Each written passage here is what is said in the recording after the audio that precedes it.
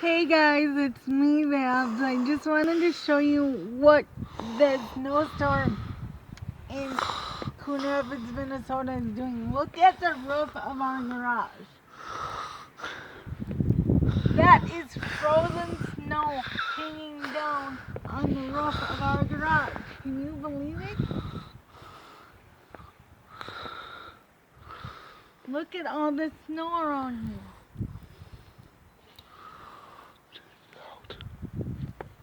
This happened within like the last 2 days, since probably Friday night.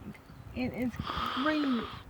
I mean, when is spring and summer gonna come already? See, Dollie's getting covered with snow too. We've been outside a matter of maybe 5 minutes. Okay guys, just wanted to show you. Take care. Bye-bye.